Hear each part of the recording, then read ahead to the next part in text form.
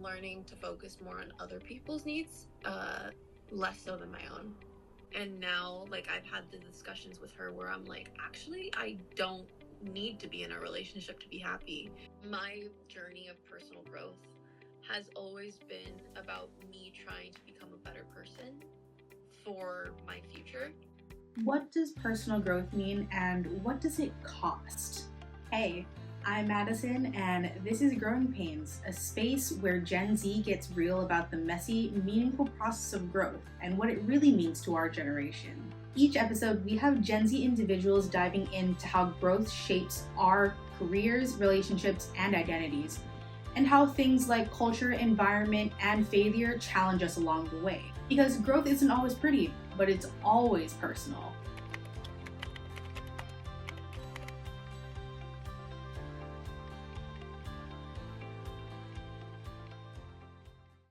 This episode, I speak to someone who has spent her teen years learning to accept herself, and her early adult years working to stay consistent in that goal. My name is Tess Dueñas, and I am 20 years old. When you're kind of looking back on your past and like your experiences and like seeing how you have, like, lack for a better word, have grown from those experiences to the person that you are now. Tess shares how the pandemic was a memorable year that jump-started her growth journey, and how it was her family that led her to wanting to better herself. When the pandemic started and everything, like, I was so focused on like me. And I was starting to hang out with my cousins a lot. And she like called me out on it. She was like, you need to be nicer to your sister. You need to stop being selfish sometimes. And I was like, damn, like, I really am, like, I need to fix this. And I think that was like a big thing for me, was like learning to focus more on other people's needs, less so than my own. Personal growth isn't complete without understanding yourself first. Tess shares her core values and why they're key to her growth journey. I think definitely creativity is one of them. Creativity, I think definitely loyalty, ambition, I think is definitely a really big one, because like when I really am like interested and like passionate about something, like I will go chase it. While personal core values are important, do we seek those same values in the people we surround ourselves with? I think I definitely look for it in other people too, because I feel like loyalty is very important to me. I think I really look for someone that just like knows kind of what they want to do and like has that drive to do something with their life, regardless of what it is, that they have some kind of ambition, some kind of drive. So I think definitely I search for similar traits in other people. Our own minds tend to be our biggest enemy when it comes to growth. Tess shares the limiting beliefs she holds for herself and how they challenged her process in growth. A very big one since like I've been a kid has been disorganization. Like I have the ambition, I have the drive to do stuff, like, and I do fairly well in school, but because I'm so disorganized with my entire life, because there's so much going on, sometimes I lose sight of like what I should be doing and focus on stuff that's like more fun. Like theater, like you can have fun, but you still need to kind of have everything together. Theater was an anchor that held Tess accountable for her habits. She shares more on how limiting beliefs held her back from her growth journey. Pride is definitely a big one, because I'm very stubborn at times, and I need you to hear me. And I think with that also kind of the need for validation. I definitely seek validation from every aspect of my life, academic, creative, like familial relationships, platonic and romantic relationships. Definitely seek validation a lot. So that is definitely a thing that kind of like hinders my self-growth. Codependency, more often than not, is a trait that puts a halt to growth. While relationships are important, being comfortable with yourself is essential too. It's definitely gotten better since like I was 18 and I'm 20 now, but like when I was like 17, 18, I was like, I need to be in a relationship with someone or I think I will be so depressed. So I definitely just know that validation is a very big one that hinders my self-growth. Growth is a challenging task, which is why methods to stay mindful are key. Tess shares what helps her stay mindful.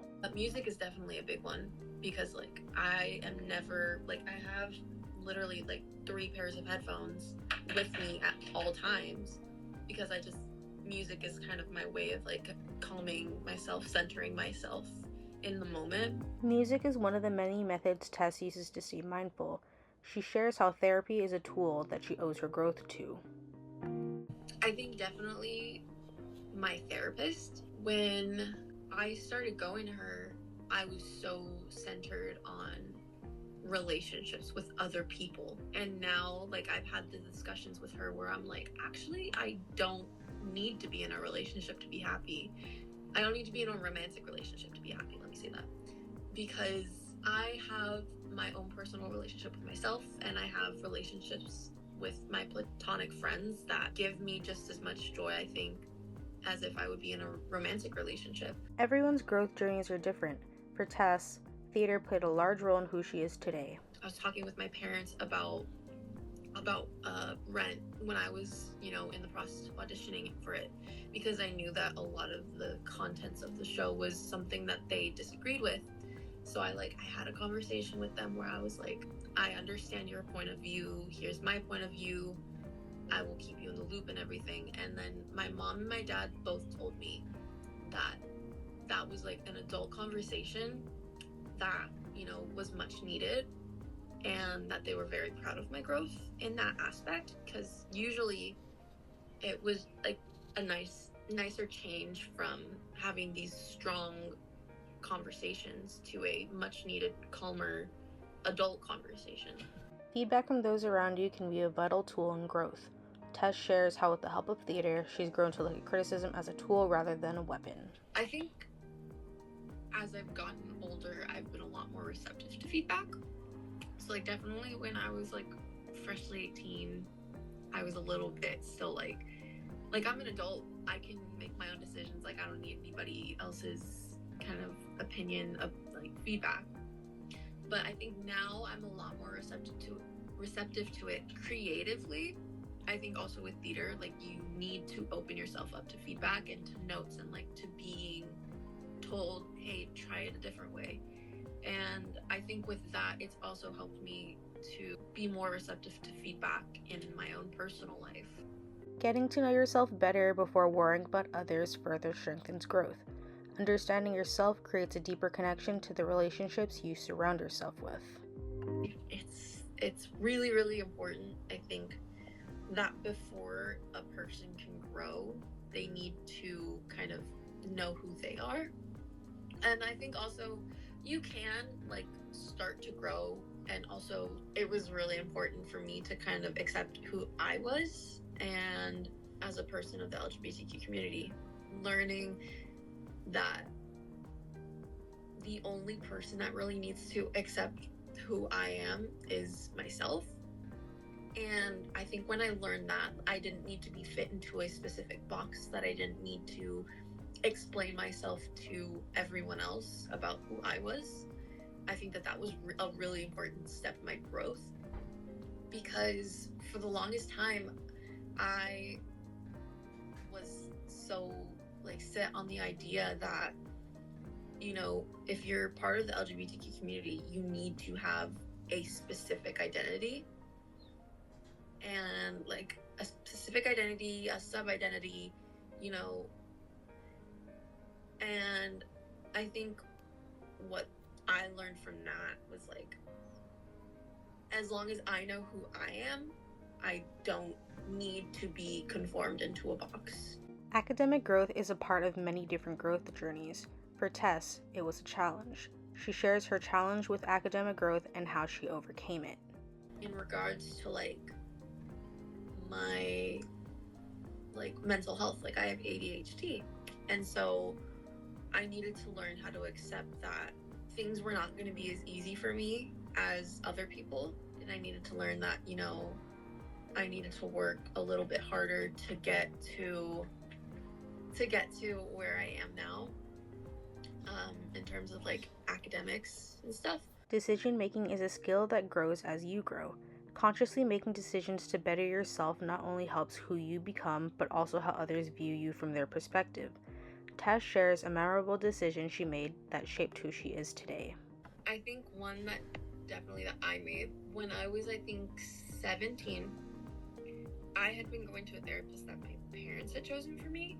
Like, I didn't feel really heard. I didn't feel like, like my problems were being discussed. And like, even like asking to go to therapy, I think was a very big, conscious decision that I made, because I knew that I needed to get help from someone that wasn't in my family. And, I think it was really important for me to kind of make that step. Despite the obstacles we face during growth, embracing vulnerability and acknowledging our struggles through it all is a force against challenge. I think it's very important to do that, to embrace vulnerability, because if you don't allow yourself to be vulnerable, not even with other people, but just emotionally vulnerable to yourself, and like admitting that there's a chance, there's a possibility for growth, I think it's really important, because once you're able to be vulnerable with yourself, you can be vulnerable with other people. And I definitely struggled with vulnerability because of the culture that I was raised in. I was raised in a very Catholic, religious, Latino household, where basically, even if you were a girl, emotions were kind of frowned upon, because there are so many other people that have more problems than you. That's something that we were told constantly. I think once I stopped kind of closing off that aspect of myself and allowing myself to be, emotional and vulnerable, it changed how I viewed emotion itself. Because I think, and like vulnerability, I think it changed how I viewed other people being vulnerable. Gen Z is a generation that speaks about growth now more than ever. With the rise of social media, the message is being spread thanks to young activists and influencers. Tess shares her thoughts from a Gen Z perspective. Me personally, I think Gen Z as a whole has done a little bit more for growth, like personal growth, than previous generations. But I also think that in like the age of like social media, I feel like a lot of that growth is not as genuine as we would want it to be, because I feel like with influencers and social media and the constantly posting, I feel like a lot of it is so just not genuine for the purpose of monetization and popularity and fame. And I feel like a lot of that is a lot more likely than the personal growth. But I do feel like you said, it's like a half and half. On the other hand, does social media spread a false sense of growth, or has Gen Z experienced genuine progress and understanding in growth? Because I do have personal experiences where some people that I've known for my entire life have changed the way that they've dealt with things, have come out of experience as a completely different person in a positive manner. So yeah, it's like a 50-50 toss-up. Self-identity and awareness opens the realization of who you are and what makes you you. Without it, growth would remain stagnant and progress would remain at an all-time low. Tess shares what growth means to her and how her journey is only just beginning. I think for me personally, my journey of personal growth has always been about me trying to become a better person for my future, because I've been surrounded by, like I said earlier, by a culture that is so set in its ways and that is so dismissing of vulnerability and even sometimes personal growth. And I think for me, I want to be better for others and for myself foremost, because I want to be able to look back on my life and see that I came from this one place and that I've grown completely different. With the right tools, self-awareness can prove to be a key stepping stone in someone's growth journey, Taking care of ourselves is the first step before fully beginning to understand the complexities of growth. In our next episode, we explore how growth and failure will fall into the same basket. We'll dive into methods of transformation and turning our mistakes into lessons. I'm Madison Higio, and we're just scratching the surface of the complexities of growth, because growth isn't always pretty, but it's always personal.